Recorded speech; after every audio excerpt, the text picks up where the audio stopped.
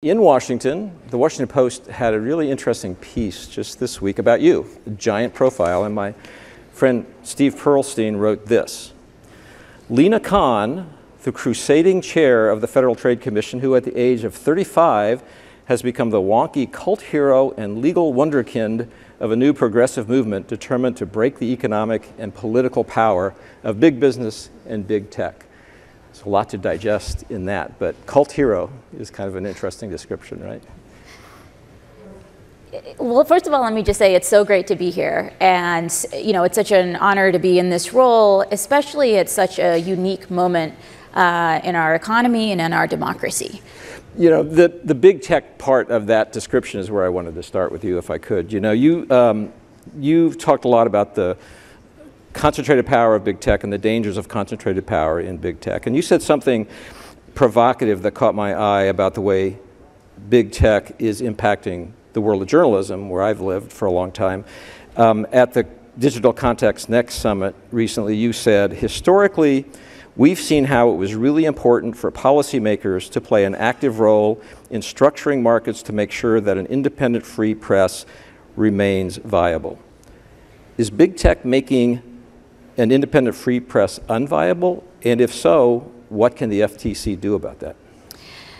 So there's no doubt that over the last couple of decades, we've seen enormous dislocations across sectors, but perhaps nowhere more than in journalism because of the rise of these digital platforms. And there were a couple of aspects of that that were quite significant. One was we went from a regime where if you wanted to advertise on the Wall Street Journal, you had to place, if you wanted to reach Wall Street Journal readers, you had to place an ad on the Wall Street Journal, to a regime instead where you now have these dominant middlemen that are tracking people across the internet, across devices, and that's created a very different regime that has had, I think, significant ramifications for people's privacy. We've also saw a lot of consolidation of power and concentration of power. The Justice Department right now has a lawsuit against Google for basically making a whole set of acquisitions that they allege have now monopolized the digital ad tech suite in ways that is now really harming publishers and advertisers alike.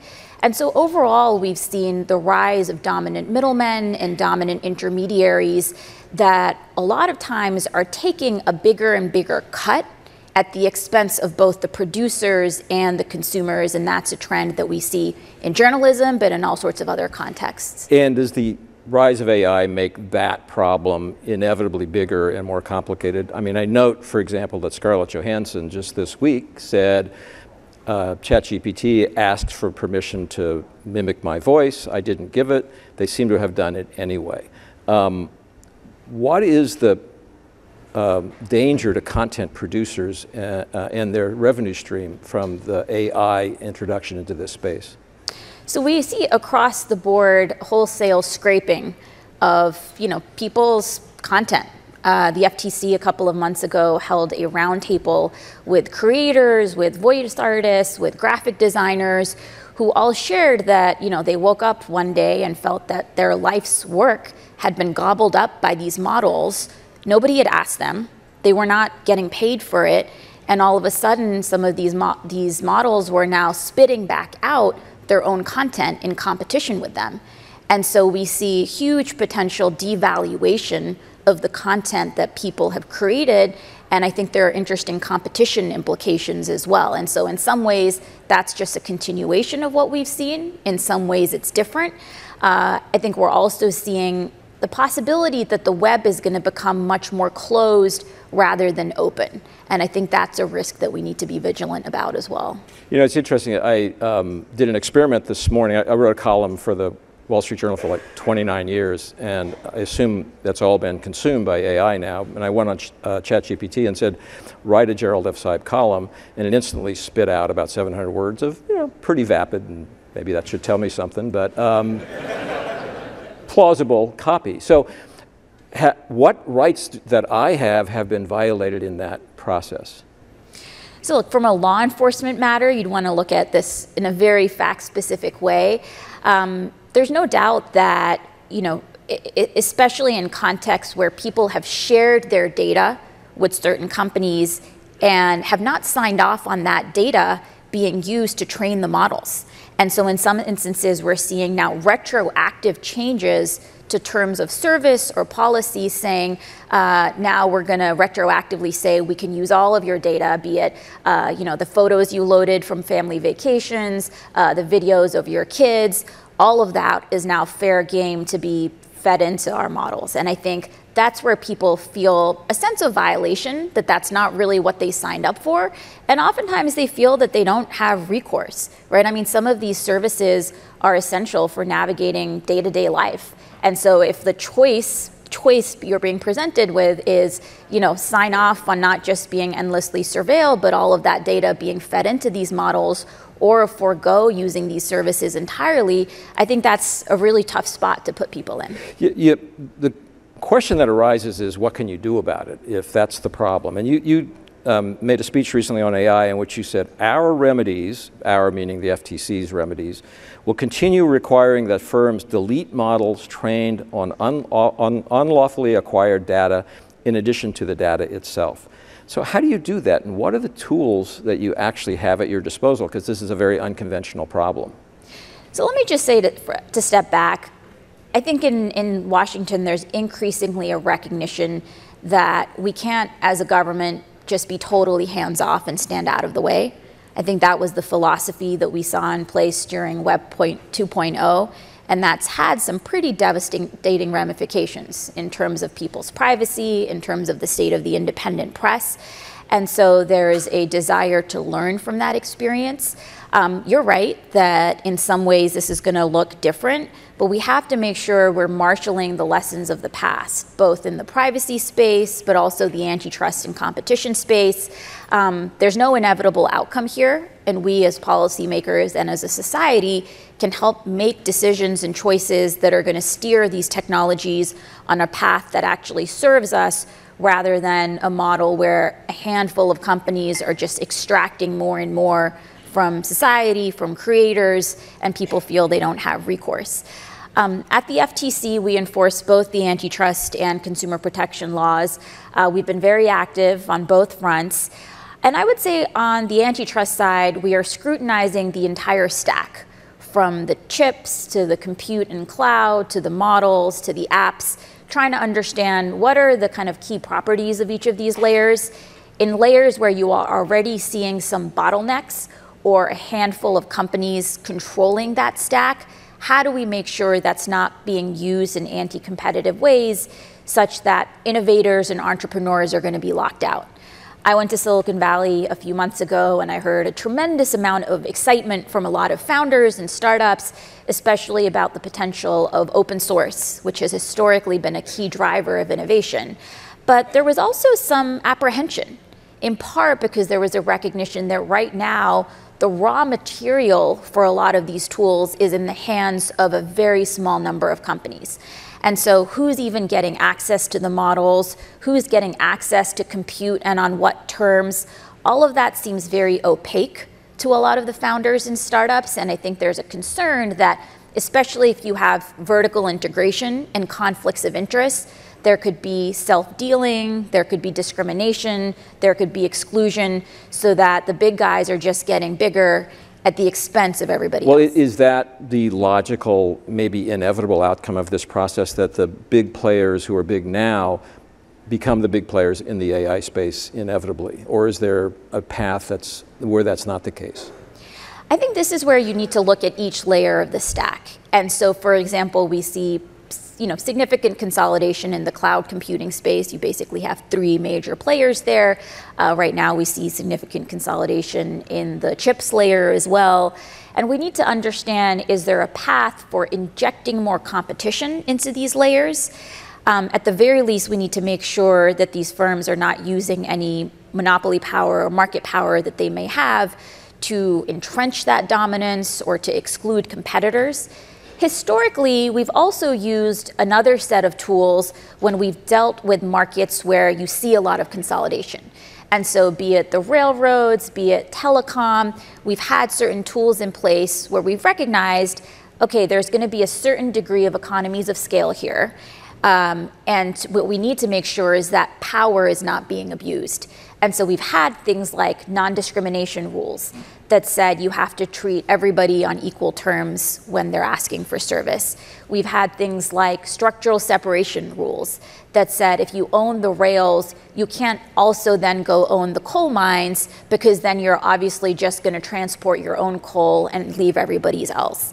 We've had mandated interoperability rules that have tried to inject more competition. So I think we need to be thinking expansively. Antitrust and competition tools are critical, but we need to potentially also be drawing on this broader set of tools if what we're dealing with in some of these layers is just huge economies of scale, huge fixed costs, major barriers to entry that do risk, entrenching the power of the existing firms. But it seems complicated because, for example, the FTC's job is not to enforce intellectual copyright rights. If you don't have that legal power in your toolkit, what do you resort to? What legal powers do you have? So the FTC Act prohibits unfair methods of competition and unfair or deceptive acts or practices.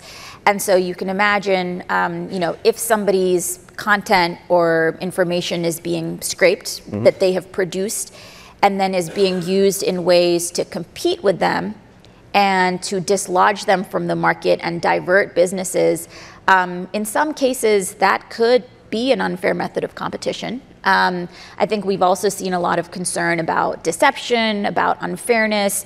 If firms are making one set of representations when you're signing up to use them, but then are secretly or quietly using the data you're feeding them, be it your personal data, be it if you're a business, the proprietary data, your competitively significant data, if they're then using that to feed their models, to compete with you, to abuse your privacy, that can also raise legal concerns. But you're absolutely right that the FTC is just one agency out of many government players that have an important role to play here. The classic problem in this kind of a space is for a regulator, the desire to make sure there aren't abuses, but at the same time to recognize that there's a whole new technology here that has enormous economic benefit for the country, frankly, and that is already being recognized as such. So how do you stop the abuses without squelching the innovation and the creativity that AI can produce in the economy, broadly speaking? That's such an important point, and for me, our history as a country is really relevant here, right? Because if you look at some of the last set of major technological inflection points, be it the telecommunications revolution, be it the internet revolution, we as a country applied a certain set of principles, which said we need to have markets that allow the best ideas to win, especially when those ideas are introducing breakthrough innovations that are going to deliver enormous prosperity, enormous growth. What we need to make sure is that the existing firms that might feel threatened by some of these newcomers are not in a position to squash them out of the market in the first place. And so the government's actions against IBM and AT&T, in the last century, even the government's case against Microsoft ended up being really important interventions to make sure at the very least the existing monopolists are not able to trample on any newcomers and any new innovations that could deliver a lot of those benefits.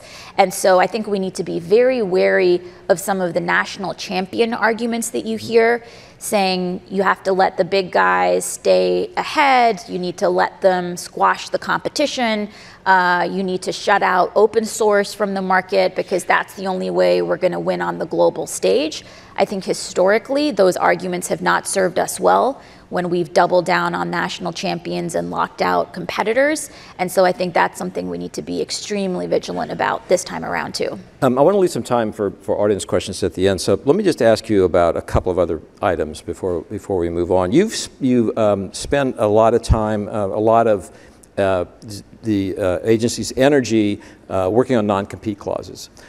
Why is that such a high priority item for you, and what does the early rounds tell you about the legal prospects for doing what you're trying to do in that space?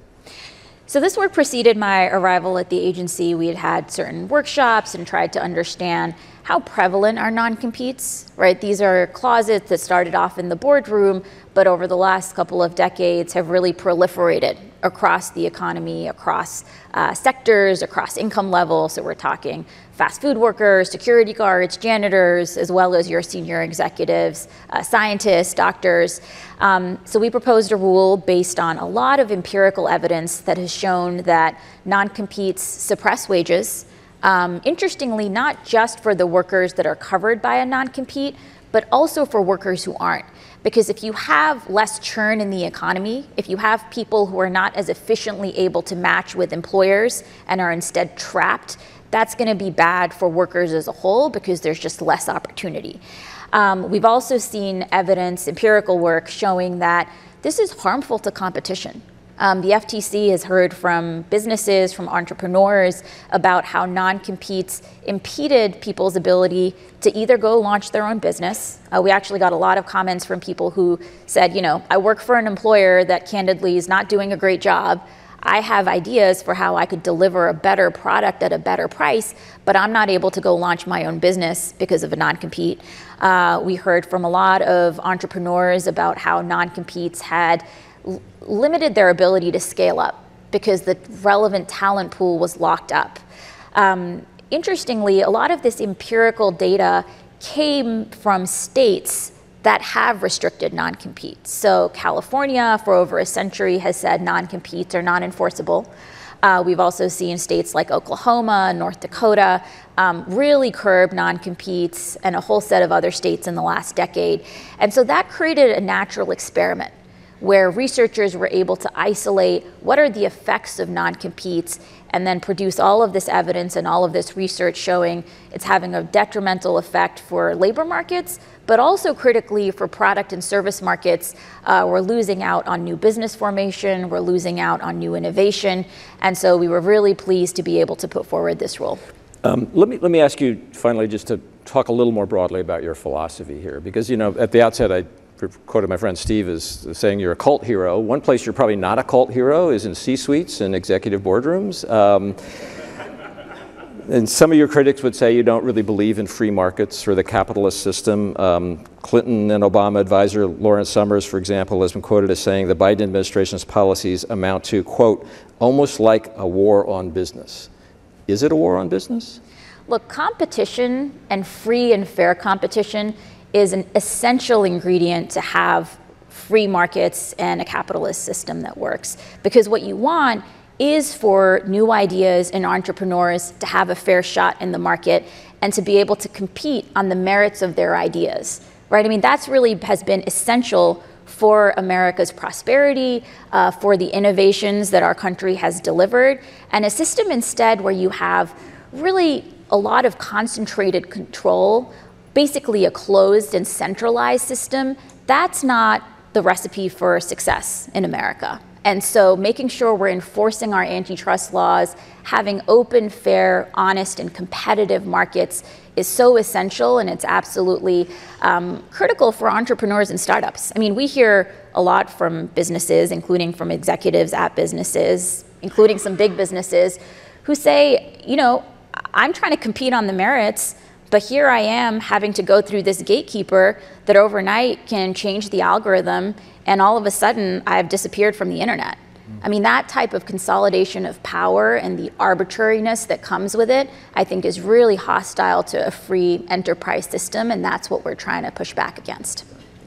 Let me see if there are questions here. I'll start on the aisle there and wait for a microphone, and I would just remind people that a question actually has a question mark at the end of it. So. Hi, good morning. Chris Burns with The Second City. As an arts organization, this topic of learning models, learning off of artistic works is really interesting to us. And so I'm interested to get your perspective. Many would argue that the creative process draws inspiration from things that they see and experience, and that copyright infringement occurs at production, not at inspiration. But if we change it to where the models are being prohibited from learning from other artistic works, are we changing where the copyright gets enforced?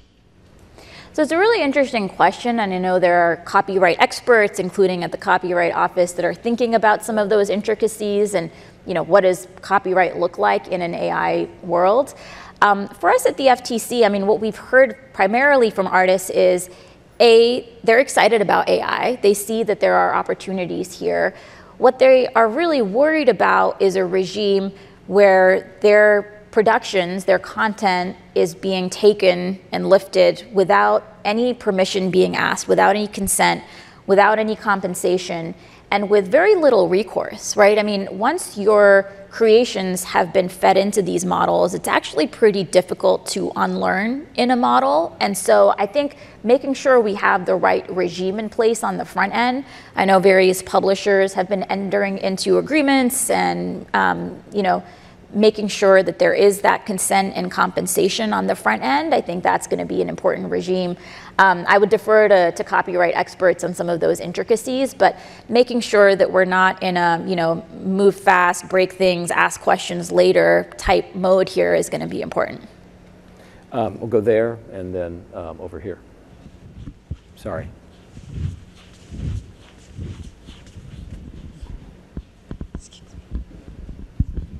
Wayne Hepler, I'm a college professor from Baltimore. Thank you for coming here. I know you do a lot of interviews and answer the same questions over and over. Thank you for coming. Thank you for being a very popular topic in my college classroom. I appreciate that. And my question, we've heard a lot about possibility of overreach and the FTC today. I'm sure it's not a new topic to you.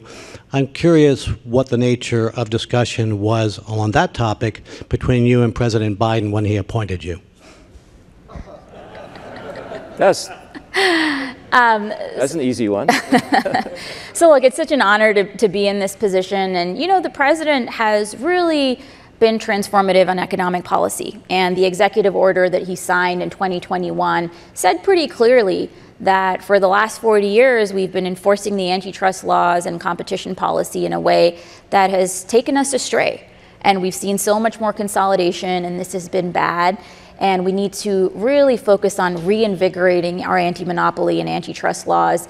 He charged the FTC and DOJ with that, but he also charged other agencies across government, be it the Department of Transportation, the Department of Agriculture, Health and Human Services. And so we see right now a whole of government effort to make sure the economy is open, fair, competitive, and that it's serving the American people rather than a handful of monopolists. And so that's the vision that's animating a lot of the administration's work on economics. Okay, the clock says 0, but I'm in charge. One more.